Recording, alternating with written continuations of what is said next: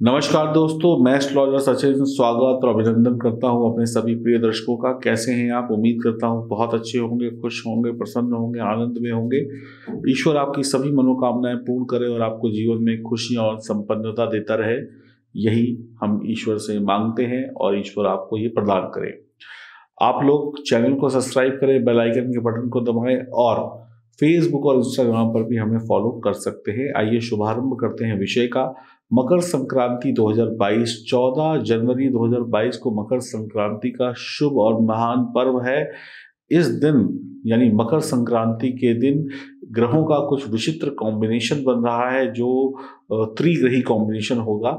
तो क्या ये परिणाम देगा सभी राशियों के ऊपर? ये त्रिग्रही कॉम्बिनेशन और एक खास दिन मकर संक्रांति का दिन 14 जनवरी 2022 का दिन।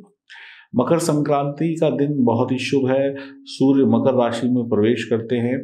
तो ग्रह गोचर की स्थिति को देखें तो शनि अपनी स्वराशि मकर में गोचर कर रहे हैं। 5 जनवरी को बुध भी मकर राशि में प्रवेश कर चुके हैं और 14 जनवरी को ग्रहों के राजा सूर्य भी मकर राशि में आ जाएंगे। तो 3 ग्रह जब का गोचर मकर राशि में होगा तो क्या ये अशुभ परिणाम देगा, क्या ये शुभ परिणाम देगा, किस राशि पर क्या प्रभाव होगा, इसकी हम चर्चा यहाँ पर करने वाले हैं। तो शनि बुध और सूर्य का त्रिग्रही योग 5 राशियों के लिए थोड़ा सा सावधानी बरतने का होगा और 5 राशियां ऐसी हैं जो जिनके लिए बढ़िया रहेगा और बाकी 2 राशियों के लिए सामान्य रहेगा, ना अच्छा ना बुरा। तो आइए सबसे पहले जानते हैं कौन सी वो राशियां हैं जिनको थोड़ा सावधान रहने की आवश्यकता होगी। यह जानकारी चंद्र राशि और नाम राशि पर आधारित होगी। तो पहली राशि है कर्क राशि। इस त्रिग्रही योग के कारण कर्क राशि के जो भी जातक जातिकाएं हैं, महिला पुरुष हैं, उनको थोड़ा परेशानियों का, दिक्कतों का सामना करना पड़ सकता है जीवन में।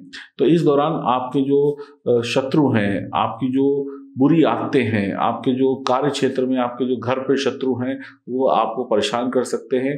तो आपको कोई भी ऐसा काम नहीं करना है जिससे आपकी जो नाम है वो खराब हो, या आपको कार्य क्षेत्र में डांट पड़ जाए, या आपको घर में लोगों की बातें सुनने को पड़े। और अगर आपने अपनी बुरी आदतों को नहीं संवारा इस समय में तो आपके करियर पर एक बड़ा दाग लग सकता है और नौकरी करते हो या व्यापार करते हो आपको एक बड़ा झटका लगेगा जिससे संभलना मुश्किल होगा। और इसके साथ साथ आपके जो शत्रु हैं वो भी आप पर हावी हो सकते हैं। तो कर्क राशि वालों को सावधान रहना होगा। दूसरी राशि जिसको सावधान रहना है वो है कन्या राशि। तो इस अशुभ योग के कारण कन्या राशि के जातकों का सेहत जो है थोड़ा सा बिगड़ सकता है। आपको अपनी सेहत का बहुत ध्यान रखना होगा। जो आप पहनते हैं उसका ध्यान रखिए, जो खाते हैं उसका ध्यान रखिए, ठंड से बचिए। हीरो बनने की कोशिश मत करिएगा। कम कपड़े पहन लिए, टोपी नहीं लगाई, मफलर नहीं बांधा और फैशन के चक्कर में पड़े तो ठंड वगैरह लग सकती है।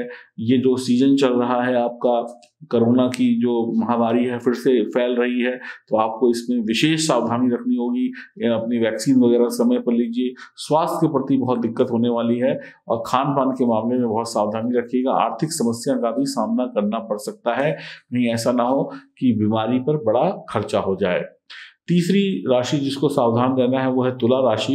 तो आपको सेहत को लेकर आपको भी बहुत सावधानी रखनी है। सोशल डिस्टेंसिंग का फॉलो करना होगा। हाथ वक्त पर धोइए और मास्क वगैरह लगाइए और रोजाना नियमित व्यायाम करिए और वो चीज़ें खाइए जिससे शरीर को ताकत मिले। और इस समय में कोई ऐसी टेंशन हो सकती है जिसकी वजह से आप बहुत परेशान हो सकते हैं, तो बहुत सावधान रहेंगे तुला राशि वाले भी। अगली वो राशि है जिसको थोड़ा सावधान रहना है वो है धनु राशि। धनु राशि वाले जातकों को वैवाहिक जीवन में, प्रेम संबंध में या घर में माता पिता के रिश्तों से या भाई बहन के रिश्तों में तनाव हो सकता है। खासकर वैवाहिक जीवन में वाद विवाद की स्थिति खड़ी हो सकती है। प्रेम संबंधों में बड़ा तनाव देखने को मिल रहा है। तो आपको बहुत सोच समझकर बोलना है, जुबान को बहुत मीठा रखना है, नहीं तो घरेलू कलह और आपसी रिश्तों की परेशानियां आपको घर पर भी परेशान करेंगी। बच्चों के साथ भी रिश्ते जो है वो थोड़े से खराब होंगे और इसके साथ साथ कार्य क्षेत्र में भी आप ठीक प्रकार से परफॉर्म नहीं कर पाएंगे। तो पारिवारिक कलह आपके जीवन के हर एक क्षेत्र में तनाव दे सकती है, सावधान रहिएगा। आपकी राशि के लिए तनाव में वृद्धि देखने को मिलेगी, इस वजह से खुद पर संयम रखिएगा, जुबान पर संयम रखिएगा। सोच समझकर सभी प्रकार की बातें करेंगे तो ठीक रहेगा। अब बात करते हैं अगली राशि जिसको सावधान रहना है, वो राशि है मकर राशि। तो इस दौरान आपको पैसों से संबंधित समस्या हो सकती है, आपका पैसा फंस सकता है, कुछ आर्थिक नुकसान हो सकता है और सेहत भी बिगड़ सकती है, या सेहत बिगड़ने की वजह से आपका खर्चा बढ़ सकता है और आप चिंतित और परेशान हो सकते हैं। तो मकर राशि वाले भी बहुत बहुत सावधानी के साथ में अपने कदम आगे बढ़ाएं, तभी आपको राहत मिलेगी। तो ये वो राशियां थी जिनको बेहद सावधान रहने की आवश्यकता होगी इस त्रिग्रही योग की बनने की वजह से। तो थोड़ा सा सावधान रहिएगा और अपनी उपाय वगैरह करते रहिएगा। अब मेष राशि, मिथुन राशि और सिंह राशि और मीन राशि के लिए यह योग बहुत ही शुभ रहने वाला है। आप राशि वाले जो भी लोग हैं, आप लोग बहुत अच्छे से कमाएंगे, बहुत अच्छे से बचाएंगे, बहुत अच्छे से जीवन चलाएंगे और हर एक प्रकार की सफलता मिलेगी। तो मेष, मिथुन और सिंह और मीन राशि वाले एंजॉय करेंगे, आपको कोई बहुत बड़ी तकलीफ नहीं होगी, फिर भी सावधानी रखिएगा। तो बाकी जो बची राशियां उनको 50-50 रहेगा, ना कुछ आएगा ना कुछ जाएगा। अब आप एक बात का ध्यान रखिए, तो सूर्य को प्रसन्न करने के लिए अपने पिता का सम्मान करें, शनि को प्रसन्न रखने के लिए अच्छे कर्म करें और बुध को अच्छा रखने के लिए अपनी बहन, अपनी बेटी, अपनी भतीजा इन सब का ख्याल रखिए, तो बुध आपके अच्छे हो जाएंगे। ये छोटे छोटे से उपाय कर लीजिए। सूर्य को अच्छा करने के लिए क्या करना है, भगवान सूर्य की आराधना करनी है, और शनिदेव को प्रसन्न करने के लिए हनुमान जी की उपासना करनी है, और बुध को अच्छा करने के लिए गणेश जी की उपासना करनी है। अगर आपकी जन्म कुंडली में ये ग्रह इसी अवस्था में बैठे हुए हैं या अशुभ योग बना रहे हैं, तो आपको बेहद सावधान रहने की आवश्यकता होगी, चाहे कोई भी राशि का जातक जातिका क्यों ना हो।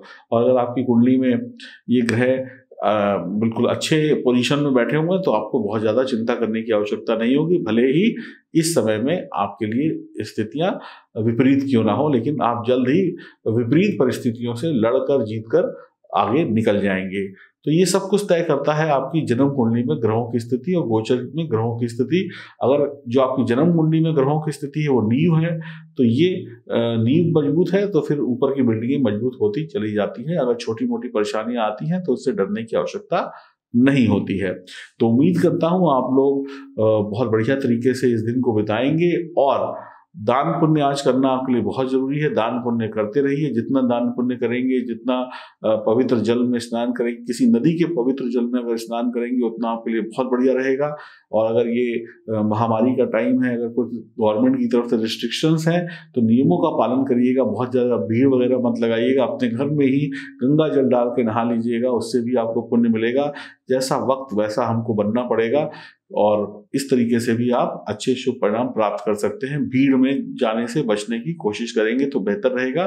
तो आप हैं तो फिर आगे आपके सारे सुख हैं। अगर आप ही नहीं हैं, आप ही बीमार हैं, तो फिर आप कैसे करेंगे। और कुछ लोगों को जिनको बताया मैंने कि सेहत से दिक्कत हो सकती है, वो लोग तो बहुत ही सावधान रहें, हर एक तरीके से अपने घर में ही गंगा जल पानी में डाल कर नहा लें, या किसी पवित्र नदी का नल हो उसको डाल लें। और अगर आपको मौका लगता है और आप बहुत नियम कानून को फॉलो करते हैं और सुरक्षित तरीके से करते हैं, और आप पर कोई कानूनी कार्रवाई नहीं होती है और आप जा सकते हैं नदी में नहाने के लिए, तो चले जाएं। लेकिन एक बात का विशेष ध्यान रखिएगा, स्नान करिएगा तो नदी को गंदा मत करिएगा। कई लोग क्या करते हैं, नदी को गंदा कर देते हैं, इसका भी दोष आपको लगता है।